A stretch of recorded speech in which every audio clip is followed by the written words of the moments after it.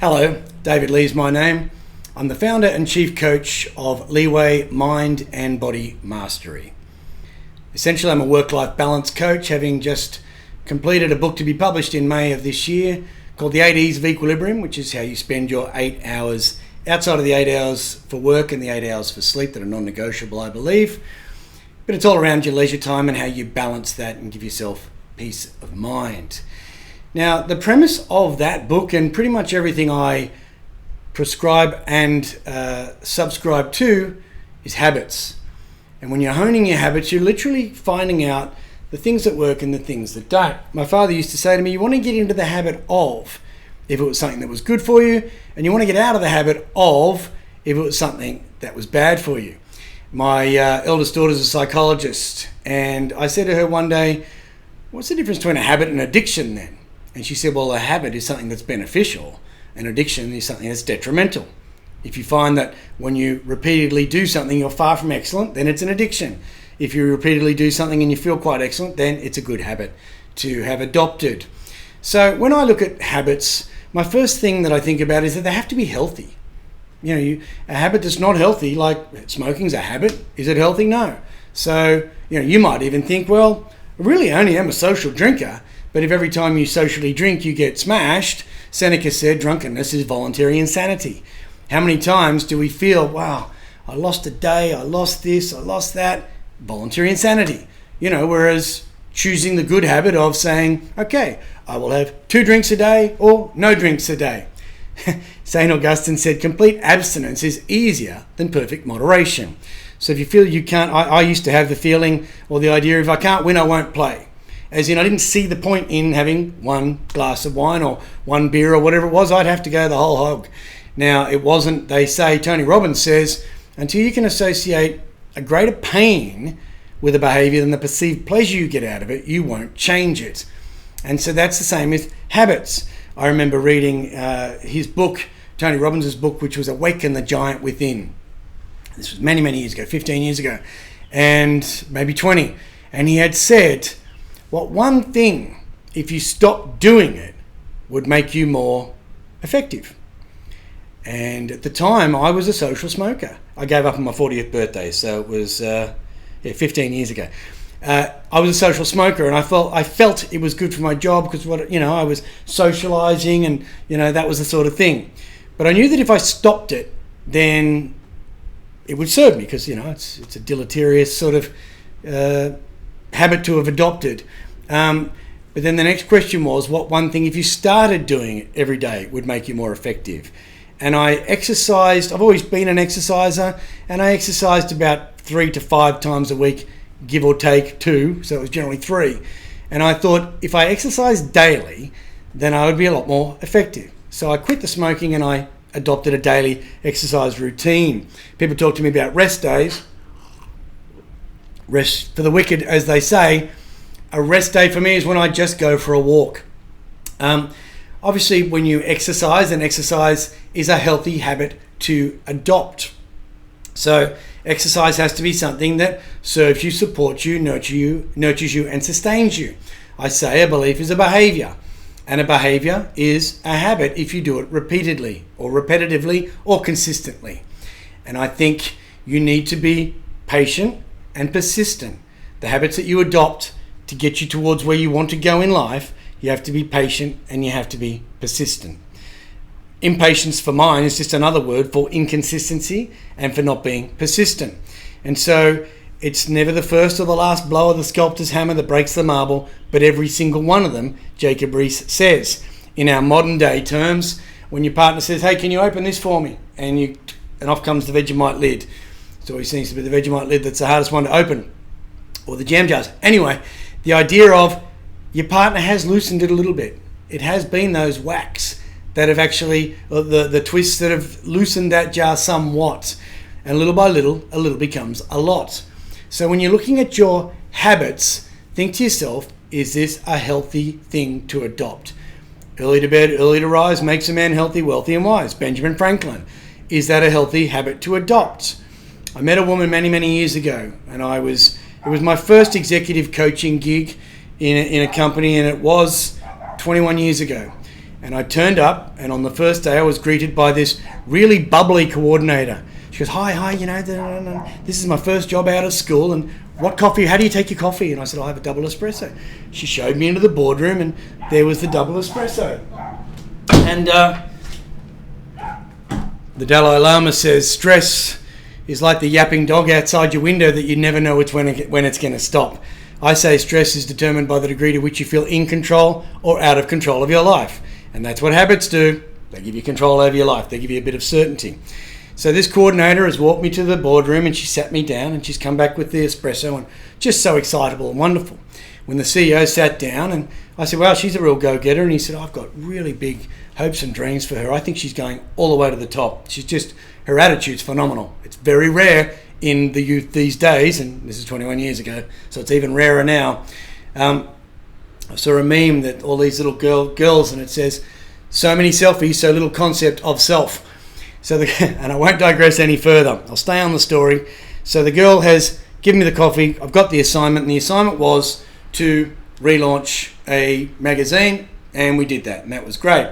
I got called back to this company about 3 years later, and there was another launch of a magazine that they wanted to work on, and I was to talk to the sales team around time management, presentation skills, negotiation skills, and habits. How to get into the daily habit of working all the time you work.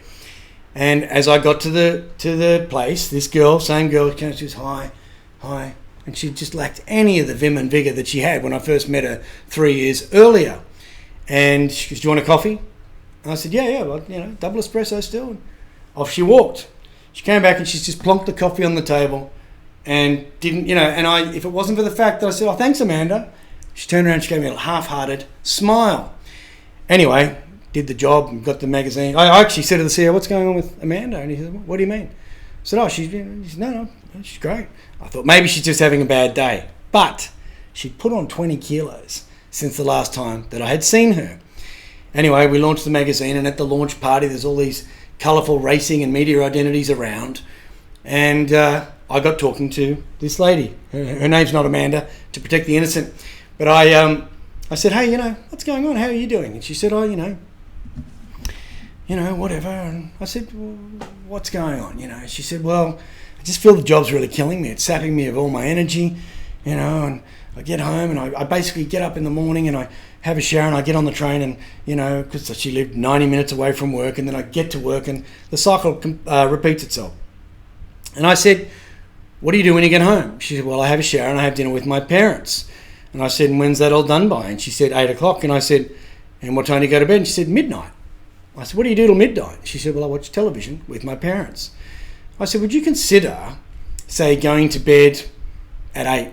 I said, actually, no. I said, would you consider getting up at 3 o'clock in the morning and watching television till 7 o'clock in the morning? She goes, no, that's ridiculous. That would be just killing time. And I said, but can't you see that what you're doing between 8 and 12 is just killing time? If you went to bed at 11, this is my job and it's what I do, I guess. I'm sure I annoy some people. But on this occasion, I said to her, try going to bed at 11 and getting up at 6. You've got an hour now at the best time of the day. Maybe you could go for a walk. Maybe you could journal. And these were the things that I left her with. Anyway, that was that.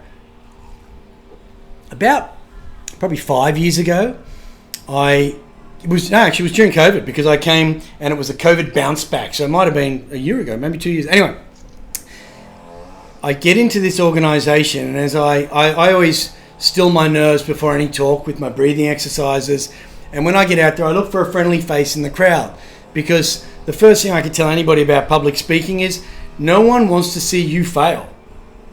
They are more awkward that you're failing or you're stumbling than you are. And so I was looking around and there from the front row was this like, wow, boom. It was the same girl that I'd met 15 or so years earlier. Now I say the same girl because she had lost at least, she just, whatever. Anyway, the first break we got, she came running up to me and she, how are you going? And she was the sales director of this organization. So all the plans that the future CEO had for her, or the CEO had for her future, she said, I did what you told me. I went to bed an hour earlier, got up at 6, started going to the gym. Then I started going to bed earlier. She goes, I barely watch television anymore. I met my partner. We have 2 children. We bought a house in Balmain. I'm 15 minutes from the city. 2 beautiful children. living the dream. Good on her.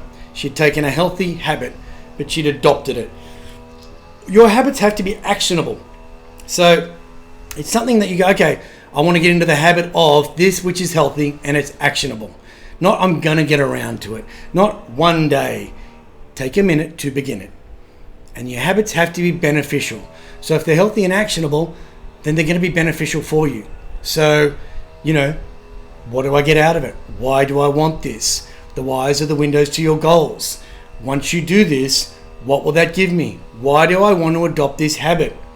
What will it stop you doing? What do you need to stop doing? What do you need to get out of the habit of? What do you need to start doing? Now, there are things you are doing. I say start, stop, continue. Start doing things you're not doing that'll make you more happy and helpful and beneficial and with a bit of a vim and vigor in your step. Start doing things, stop doing the things that are deleterious or are actually going against you, and continue doing what is working for you. Everything's not broken. There are some parts, when I ask people to give themselves a rating out of 10, where 7's not an option for mental, physical, spiritual, social, financial, family, business and romance, you might be 10 out of 10 for finance, 10 out of 10 for mental, 10 out of 10 for this, but you're not a great dad. You give yourself a 3. Well, what could you be doing? When my kids were little, I used to push them on a swing and I would sing them the song Cats in the Cradle. And it was the only song that not Cats in the Cradle, rather Moon Shadow.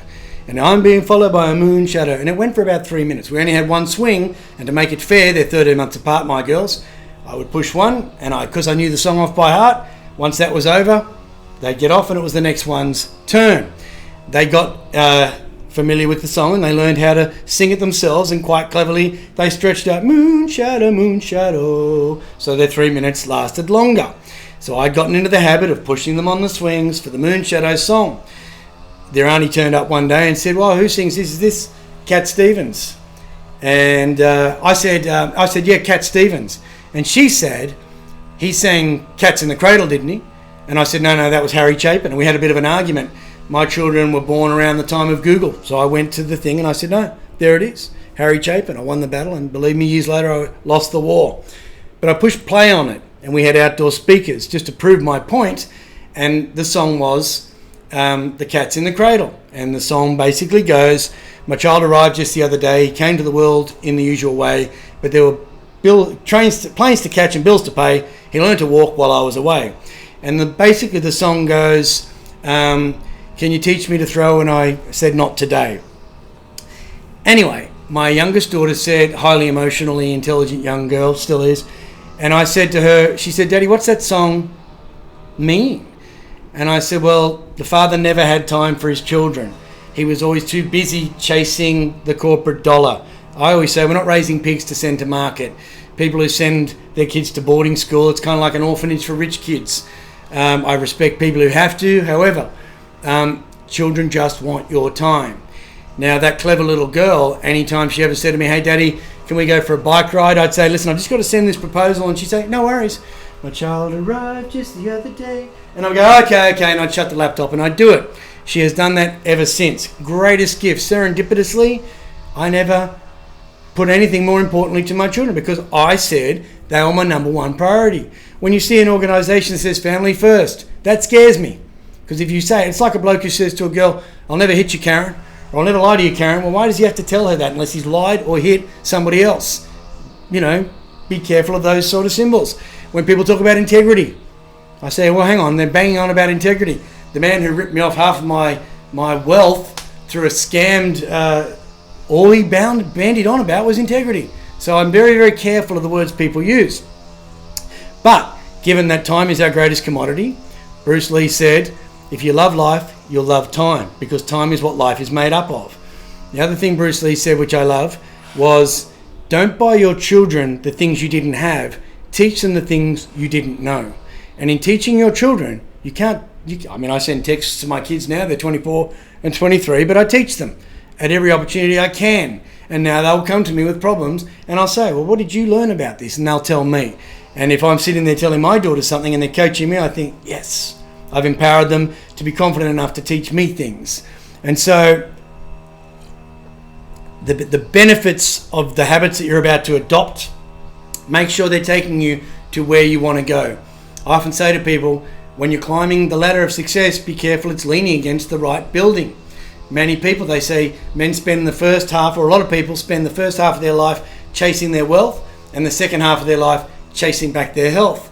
Well, I deal with a lot of men who are trying to re-establish, or parents even, relationships with their children because they missed the boat when the kids were younger because of the quality time.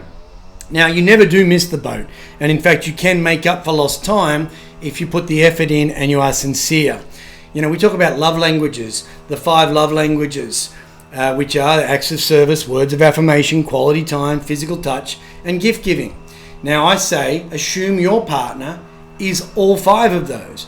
Get into the habit of showing your partner, when she says, can you take the rubbish out? Actually, don't ask her. Take the rubbish out.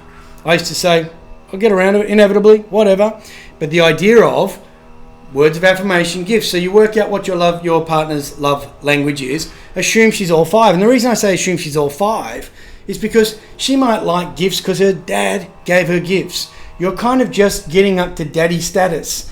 It might be that words of affirmation, when her mother said, well done, Karen, that made her feel good. It doesn't mean that quality time isn't important to her. It just means that's not her currency as yet. You can come in and be the new currency. You can actually say words of affirmation and be the new currency, but be sincere. While I bring up the 5 love languages, ask yourself, what is your love language?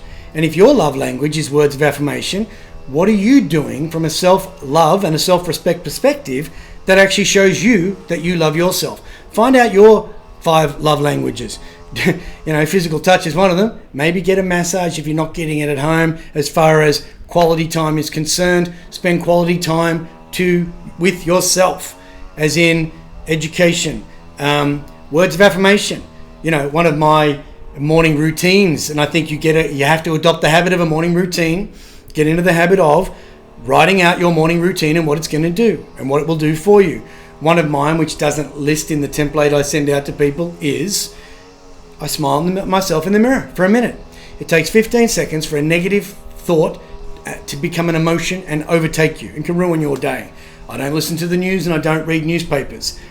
I don't look at my emails. My emails are somebody else's to-do list. I don't look at them for the first 2 hours of the day. I don't listen to news, and I actually prime my own soundtrack so that it's happy music. The other day I got in the car and I was listening to a soundtrack with somebody who was telling me a sad story. In fact, a friend of mine's doing chemo, and on the way to chemo they were listening to this really uplifting music, and it was great. And it was to get them all powerful and strong and primed for the chemo session. And the next day, when I got up and I got in the car and I was driving, the song that came on was this music. Now, it was all very empowering, but it took me back to how I felt in that moment. And I thought, this isn't how I want to feel. So I said, hey Siri, play Because We Can by Fatboy Slim, to put myself into a good mood. And the idea was, the song came on and I started feeling in a good mood. And that was what changed my mood. It changed it in a second. And so the idea of smiling at myself for a minute, whilst it takes 15 seconds for a bad mood to become a negative thought to become a bad mood, it takes 60 to 65 seconds for a negative thought to be undone and turned into a positive thought. So when I say think of the worst thing that could possibly go wrong and do everything in your power to make sure it doesn't, part of smiling in the mirror is to prime myself to be in a happy mood. Now, if you try it, I guarantee you at first you'll be laughing before the minute is up. But I do it. I smile. Sometimes I do it while I'm brushing my teeth, and it's funny, toothpaste on the mirror. But that's one of those priming things that I do. And I've gotten into the habit of doing that because it serves me, supports me, nurtures me, and sustains me. So again, tick. Now, the idea of habits is they have to be inevitable. They have to be inevitable. You have to know that by the practice of this habit, it's going to get you to do, be, and have what you want to do, be, and have. Now, the idea of do, be, and have is do, behave. And a behavior is a belief. And you can tell a person by their behaviors. The truth is rarely heard, only seen, Balthazar Gracian said. We make a lot of promises to people and then we show them that we're not. I had written out every year, I've been keeping journals since 1998, and my first daughter was born in 1999. So in around about 2008, I still have it, and I know this because at the beginning of the journals, I would write out my top 10 goals for the year. And my priority in life is health. When I say to people, what are your top 3 priorities? Most people say money, family, and health. And I say, okay, in top order, what's the number 1 priority? Some people say money, some people say family. I've always said health, because you can have all the money in the world. If you're tied up to a dialysis machine for 8 hours, you can't enjoy that. There's an Arabic saying, there's no shrouds, there's no pockets in a shroud. You cannot take it with you. But my health is my wealth. Gandhi said, be kind to your body. It's the one thing that ensures your mind awakens every day. So when I look at my habits, the inevitability of them is I know that if I walk every day for at least half an hour, I'll be walking when I'm 90. A doctor said to me one day, you can run every day. You might not be able to run when you're 60. But if you walk every day, you'll be walking when you're 90. The habit of education. So my habits involve enlightenment. Enlightenment it's that prayer, it's that earthing, it's the jumping in the ocean. It's spirituality, or the idea of, checking my pulse on the planet. The second habit that I have is an education. What can I learn today that I didn't learn yesterday, or I haven't learned yesterday? The third is exercise. I have to do some exercise. I have to move at least for half an hour a day. Then eating is what I'm putting into my body, the best use of my fuel for that day. Overeating is overthinking. Overprocessed food gets you overprocessed thoughts. 70% of the serotonin, which is our feel-good hormone, is produced in the gut. Around 90% of our immunity is produced in the gut. There is a gut-brain axis. The vagus nerve sends messages from throughout. It's called the vagus nerve because it wanders through your body. But what you eat is really what you think. You are what you eat. People think about it from a physical perspective. 30 mils of water for every kilo of body weight. That just helps the water-soluble vitamins run through your body. Your blood pressure stabilizes, but 3% dehydration is 20% loss of strength or focus. I think when people get headaches, I reckon it's the glass of water you have with the paracetamol that is the thing that gets rid of the headache. You can't get painkillers in the jungle because the paracetamol. Threw a dad joke in because the audience is dads. Now, the next thing I do is engage. So I've done my enlightening, I've done my education, I've done my exercise, I've done my eating, or I've eaten something. Now, protein comes from the Greek word protos, which means of first importance. So it doesn't matter when you eat throughout the course of the day. You can be doing the 16-8 diet, but the first meal you have should have at least 20 grams of protein in it. 3 boiled eggs is pretty much what that'll get you. So from the next thing I do is I engage with somebody. From an engagement perspective, I'm asking questions. Rudyard Kipling said, I had 6 honest serving friends. They taught me all I knew. The names of where and why and what and how and when and who. He also wrote a big long poem called If. And one of those words, one of the stanzas or lines was, if you can keep your head whilst all around are losing theirs. Now, the only way you can keep your head, people always say to me, how did that not bother you? And it's like, what? It's because of all the preparation that I've done. Things like meditation that give you that space between stimulus and response.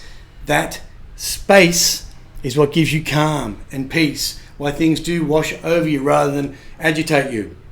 You respond rather than react. Responsibility is your ability to respond. Reactive people blame. Responsible people know, if it is to be, it is up to me. 10 two-letter words that give you peace of mind, pretty much. So the idea of engaging with a partner and listening and looking in their eyes, or engaging with a colleague, or engaging with somebody where you think, okay, what problem can I solve here? And you go with a service mentality. Everyone's in it for themselves. They're trying to take. Shakespeare said, the scent of the rose remains on the hand of the giver. Zig Ziglar said, you will pretty much get... Or do not. There is no try. Do. I'm a big believer in you do or you don't. That was from Yoda from Star Wars. That's my alarm to wrap things up because I can talk forever. But the idea of there is no such thing as want power, might power, need power, try power, could power, should power. It's willpower. You either will or you won't. And you either will engage with people with the idea of serving them, or you won't engage with people and you won't serve them. And that's what engaging does. Engaging is where you socialize. It's where you check in with people and you check in as the best version of yourself. Then the next thing I do is I encourage someone, or I encourage you to encourage somebody. Just the slightest word. You know, that little coordinator all those years ago said to me just that one thing he said to me. And there are so many people in my life who'll say to me, do you remember? And I think, well, I do actually remember it because I've got one of those memories. But the idea that one little word, and I saw this on the wall of a palliative care unit, and I didn't know this. I mean, I know now, but palliative care is pretty much the last stop. No one's coming out of palliative care. And, you know, a family friend of Ken, and I said, I'm not a big fan of hospitals. I'll see him when he comes out. And somebody said, no, he's not coming out. They're basically going to increase the morphine, stop his food. I said, isn't that euthanasia? I thought it was illegal. No, well, that's the decision we've made. I said, all right, well, I'll go and see Ken. And I went and saw Ken, and there was a sign on the wall that had said, sometimes your peaceful presence and your words of affirmation are all people need. And I thought, it's encouragement. Encouragement is verbal sunshine for the soul. And when I said, you know, Girl Scouts, well done, well done, well done. The idea of just saying something encouraging to somebody makes their day. Now, again, I get into the habit of entertainment. Entertainment for me is part of life. You know, if I just did this all the time, I'd be a pretty boring bloke, you know. But I do. But I set a time aside. I get into the habit of, I prime, you know, Seinfeld, it's 22 minutes. If I want to have an hour of entertainment, laughter is the best medicine. You know, I came across a new series. Somebody said, oh, you'll love it. It's quite funny. Now, I don't know how many into the series they are, but after 2, I said, I'm not watching this. This woman had actually killed this woman's husband in a hit and run. Christina Applegate's in it. And it turns out she's gone to the grief counselling thing and she becomes a friend, moves in. I'm like, this is just a bit too dark for mine. I can't see it's getting any funnier. So I'm guaranteed with, you know, I've never seen a sad Seinfeld. 22 minutes, 3 sessions in an hour. There you go. Now, the habit of embodiment, the very last habit I ask people to get into is the idea that and whether you realize this or not, I have spelt the word habit, and I remember things based from mnemonics. Mnemonics are actionable things. They're words that make you do things. Carpe punctum, we've all heard of seize the day. That you got all day to seize the day. Carpe punctum is seize the moment. Moment by moment becomes momentum. Momentum by momentum becomes a momentous life if it's positive. Memento mori. Remember, you are mortal. You could leave life right now. Let that determine what you think and do and say. Marcus Aurelius wrote that in his book of Meditations. Now, the idea of embodiment for mine, listening to the word habit, healthy, actionable, beneficial, inevitable, and the T is trust the process. You have to trust the process that by embodying everything that you've done, you learnt, you ate well, you moved well, you took some time out. You know, meditation is not woo-woo sitting on the top of a mountain and disappearing. Meditation is closing your eyes for a minute and trying not to think of anything. Now, as soon as your thought wanders, catch it and bring it back. It's like the bicep curl. Meditation, nothing happens while nothing's happening. It's catching your mind wandering and bringing it back. That is where the powers, where the new neural pathways are built. So it's not about disappearing for hours on end. Take a minute to begin it. Take 1 minute and set the timer and meditate for 1 minute. Try and think of nothing. It's really difficult, but you can, and you just build on that. So by embodying everything, so what do I have to do to be who I want to be, to have what I want to have? After forming these really positive habits, and I got into the habit of things that were beneficial for me, and I embodied them all on the perspective of they were healthy, actionable, beneficial, inevitable, and I'm now going to trust the process. And as I say, don't change your goals, change your plans. If that doesn't work, try something else. If that doesn't work, try something else. If that doesn't work, try something else. It's called the Kaizen theory. And so with that, gentlemen, I look forward to meeting you in the group. I'm a coach and consultant with High Performance Fathers. It's such a privilege and such a pleasure and such an honor. And I believe you're doing the best job, as this is the most important job on the planet. As far as parenthood is concerned, there is no greater responsibility that you have. So take on board, ideally, everything that we've said. Get into the researches, the resources, turn up to the meetings, get into the cohort, find your tribe. This is brilliant, and get on with it. Be well and have a great day. Thank you.